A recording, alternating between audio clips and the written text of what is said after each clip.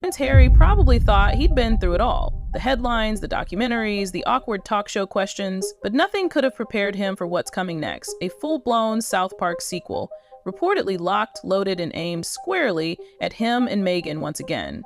And this time, it's not just about their privacy pleas or Montecito mansion life. It's about that pregnancy video. You know the one, the joyful empowerment clip Meghan posted, all ring lights and rubber bump choreography. Yeah, South Park saw it too, and they're going in.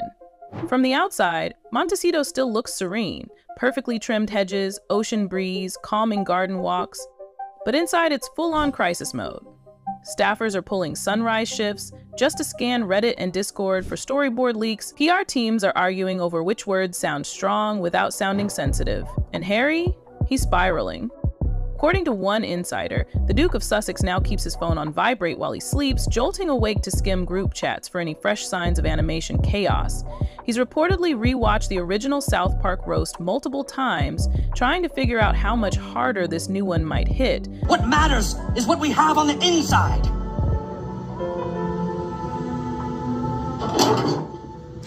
Hello? The first cartoon was brutal, the now iconic worldwide privacy tour where a fictional Harry and Meghan begged for seclusion from the media while practically waving banners that said, "Look at us." It was the kind of satire that doesn't just mock a person, it reshapes how the world sees them. It's the worldwide privacy tour. Come on. We want privacy! We want privacy!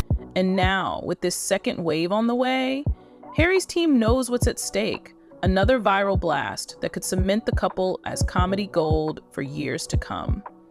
And if you're wondering how Harry's handling it behind the scenes, well, not great. He's pacing the lawn, earbuds in, listening to calming meditation playlists like it's a war prep montage. Meghan, on the other hand, is reportedly going full CEO mode.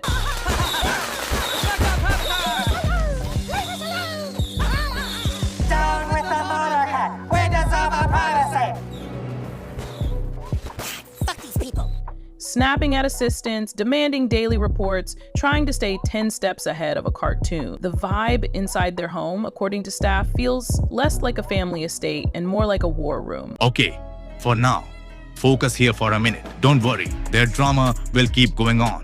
Think a little about yourself too. An Indonesian scientist has uncovered a shocking truth about belly fat, and it has nothing to do with diet or exercise. 95% of people who tried this strange bedtime ritual lost 25 pounds or more. Some even dropped over 50, all while sleeping. No gym, no starving, just one simple step before bed. It sounds crazy, but it's backed by science. Tap the link in the description and see for yourself. Digital dashboards tracking hashtag sentiment, lawyers dialing in from LA and London, and notes flying back and forth with subject lines like Emergency Response Plan V17. What really seems to be rattling Harry, though, isn't just the idea of being laughed at.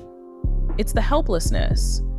The knowledge that this thing is already animated, it's locked, it's being polished and finalized right now in some Colorado studio. He can't sue. He can't pull it. Yeah, nobody set out to destroy you. You destroyed yourselves in this country with your ludicrous, hypocritical behaviour. Truth be told, what you just said is complete and utter garbage. And every expert he's spoken to, from high-level PR consultants to veteran royal advisors, has told him the same thing. Reacting makes it worse. But doing nothing? That's its own kind of nightmare. The silence would look like guilt, or worse, like surrender. And for Harry, who's trying to rebuild ties with his father and inch back toward respectability, another viral takedown could be a major step backward. Those word is even palace insiders. The same people he's distanced himself from are watching this unfold with a kind of dry amusement. One reportedly joked that if the Queen endured cartoon corgi tap dancing, Harry can survive a bouncing rubber bump. Still, this time feels different. It's not just Harry being mocked. It's Meghan's brand on the chopping block. Her entire carefully constructed image of strength, motherhood, and authenticity is being framed as a stage-managed production. And the worst part? The leaked script suggests the parody nails the vibe perfectly. Ring lights, call sheets, fake tears, and a pillow of truth that jiggles every time Meghan twerks for the camera. It's not just a jab, it's a full-on character assassination dressed as comedy. And Harry knows it. Back-to-back Zoom calls now fill the Sussex schedule like clockwork. Every morning kicks off with a legal huddle, where attorneys from 2 continents try and fail to conjure a plan that stops a cartoon without looking ridiculous. Meghan's legal advisor in Beverly Hills laid it out plain. Satire is a fortress in the US. Unless South Park falsely claims Meghan gave birth to a dolphin or Harry moonlights as a flat earther, there's no legal footing. They could threaten Paramount, sure, but one lawyer joked the creators would probably read the cease and desist out loud in the next episode, voices and all. Meghan's team tried a different angle. Emotional distress. Can they argue that mocking a pregnancy video crosses a line? The answer came with a polite shrug. Courts don't usually draw those lines when the subjects are public figures who posted the content themselves. One particularly harsh legal memo reportedly reads, "You can't parody a lie if it's already self-published." That line's been passed around their inner circle so much it's become a dark joke, whispered in tense meetings just to cut the air. The next idea came from Harry's old media contacts. Call in a few favors, get a friendly producer to poke around at Paramount, feel out the episode's tone. Maybe it's not that bad. Maybe it's salvageable. That hope died fast. Most studio execs gave some version of, "We love you both, but this is South Park." No one tells them what to cut. One bold exec, who'd once taken selfies with Meghan at a Netflix party, sent a single line back, "Comedy is currency, and they own the mint." Meghan turned to influencers, people who once gushed over her skincare line and posted aesthetic shots of her speeches. The goal? Get them to push a narrative. Mocking a pregnant woman isn't edgy, it's misogynistic. Few were tempted, but most declined. One wellness coach reportedly said, "I like Meghan, but the internet's in roast mode right now. I'm not diving into that fire pit." Others wanted payment, real money, 5-figure money, as Ever's current budget can't stretch to that. The campaign never launched. Meanwhile, social media sentiment is shifting by the hour. Hashtags swing like a wrecking ball, from Prince parody to leave Harry alone. A viral TikTok shows Harry adjusting a real ring light in one of their Netflix scenes, edited side by side with the rumored South Park sketch. It's brutal and effective. The parody isn't exaggerating anymore, it's mirroring. That's what stings the most. Once a joke lands that close to reality, it starts becoming reality in people's minds. Even Meghan's team sees it. A junior publicist tried to frame a defense around female empowerment, suggesting they release a statement condemning the weaponization of humor to shame ambitious women. But a PR veteran shut it down fast. "If you fight a meme with a thesis," he said, "you've already lost." One internal document, a rolling crisis response doc, now sits at version 23. It lists all possible reactions, from live interviews to total silence. Every path has risks. If they go on TV and laugh it off, South Park could clip that laugh and stick it in another episode. If they stay silent, it might look like the jokes were too true to answer. And if they push back with too much emotion, they'll just confirm the world's worst assumptions, that the royal rebels who once claimed to seek peace are still obsessively curating their image. And then there's the palace, completely mute. No support, no denials, no sympathy, just a quiet line from inside Buckingham. If he monetized the crown, he can't cry when it gets parodied. Social media's meme machine doesn't sleep. As South Park's premiere date inches closer, Harry's name keeps trending. Rarely for reasons he'd want. Every day, new parody clips circulate. Some show cartoon versions of him bumbling through ring light setups. Others loop a fictional Meghan shouting, "More sparkle," while the baby bump jiggles like a spring toy. TikToks go viral with fake behind-the-scenes edits, influencers duetting their own twerk reenactments for clout, and reaction videos racking up millions of views. For most of the internet, it's all just good content. For Harry, it's an avalanche. His team's monitoring dashboards show the sentiment nosediving.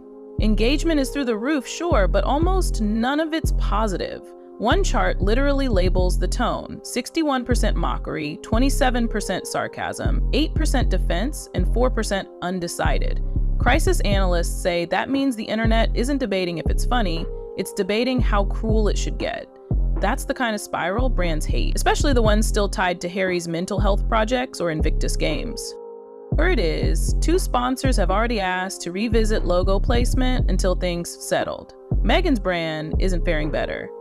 As ever, already on shaky ground, is now being mocked in the same breath as Goop. Twitter jokes compare her empowerment products to stage props. One influencer posted a parody ad featuring the pillow of truth as a sleep aid that only works if filmed. It exploded. Even loyal fan pages are disabling comments, hoping to ride out the storm without becoming collateral damage. Advisors have mapped out 2 possible exits, neither perfect. Option 1, embrace the cringe. Release a casual video of Harry and Meghan laughing about the whole thing. Maybe strolling the beach, maybe playing with the kids. Nothing scripted, just vibes.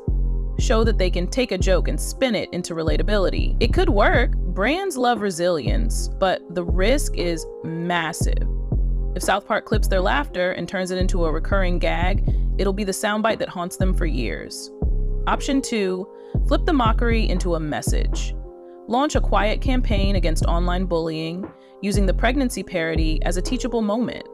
Pull in maternal health experts, maybe donate some ad revenue to parenting nonprofits, and try to frame it as a broader conversation. The play here isn't defense, it's redirection. Turn the conversation away from cartoon Harry and towards something noble. But again, the danger's obvious. If it feels calculated, if the rollout is even a bit too polished, it'll get called out as mocktivism, using fake outrage to push a cause. Neither path erases the episode, and everyone knows it. If the animation lands with just one unforgettable punchline, a phrase that catches fire, it's game that becomes canon. It doesn't matter what the truth is, perception becomes identity, and no podcast, charity event, or Instagram quote post can overwrite it. Back in Montecito, the atmosphere is tense. One staffer described it as emotional trench warfare.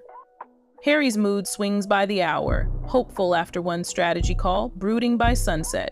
Meghan's become quieter, focused more on controlling internal leaks than external narratives. PR heads have started asking uncomfortable questions. Should the couple pause all public appearances? Delay product launches? Postpone speeches? No one knows. What's clear is this: South Park's got the reel locked. The internet's already laughing. And when the episode airs, whatever identity Harry and Meghan were trying to craft might be replaced permanently by a parody version that feels just close enough to be believable. In the end, it's not about cartoon versions or rubber bumps. It's about the terrifying power of a joke that sticks. And whether the Duke and Duchess can survive being turned into one,